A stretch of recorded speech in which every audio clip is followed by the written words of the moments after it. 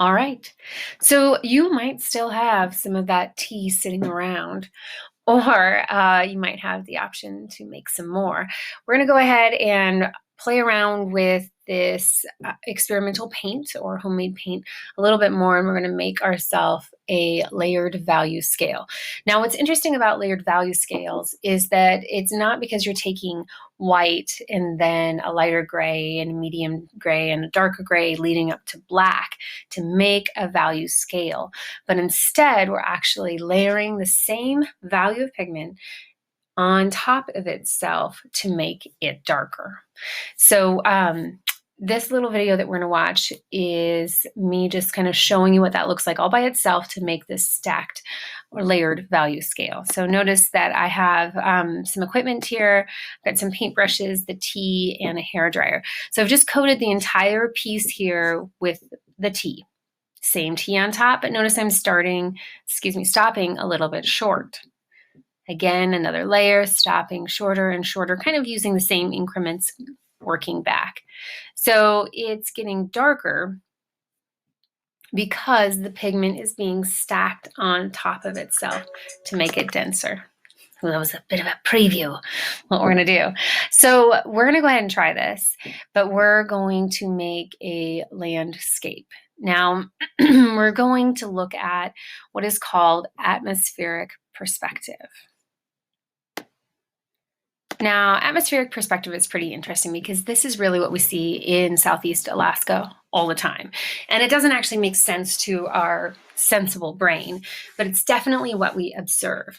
So as we look at a space, this is Gastineau Channel, right? And as we look further back into the distance, we notice that the mountains that are further away are kind of hazier, they're lighter in color and in value.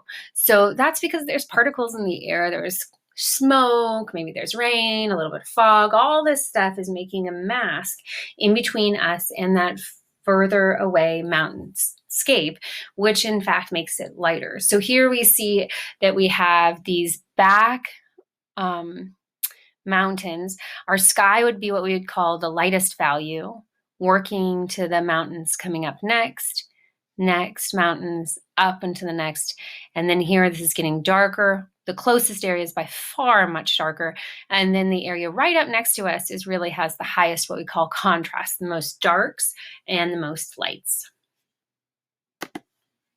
So that's what we were looking at in that value scale, just in a concentrated way where we take out, there's no objects, there's no subject matter, it's just light to dark. So that's what we just looked at. Now we're going to go ahead and play around and make sort of an imaginary landscape, unless you want to pull up an image. This image is going to be included, you might have saw in the slideshow. So if you want to work from that image, you're welcome to. The painting that I did here was just from my imagination and playing around with atmospheric perspective. Again, same thing of paint, of tea. I am not making this any darker. It's only getting darker because we're layering and stacking this on top of itself. So this takes a little bit of time. Hair dryer is so helpful. If you don't have a hair dryer, you can just kind of have it on a board on the table, let it chill. It's going to take a while to dry in between. The warmer the area, the faster it will dry. Please note, one thing that I found using the hair dryer that's actually not as ideal is that air pushes the paint around. So unless you're super patient, which I'm actually not very patient with these kinds of things, you have to really hold that hair dryer far away and take your time with it, or it's going to push the pigment all out into areas of the painting that you don't want. And you're going to notice in this last frames, actually, I pushed the pigment up into this kind of tree line quite a bit, which I actually really didn't like because it made it considerably darker. And so then I took the wet paintbrush and tried to kind of blend that out and make that work a little bit better. So I added some trees in the foreground, and so that's me fixing the trees, and put that in there. So we're going to go ahead and try that. You have access to the video, so you can watch it again and again. You have the slideshow to support you, talking about the materials.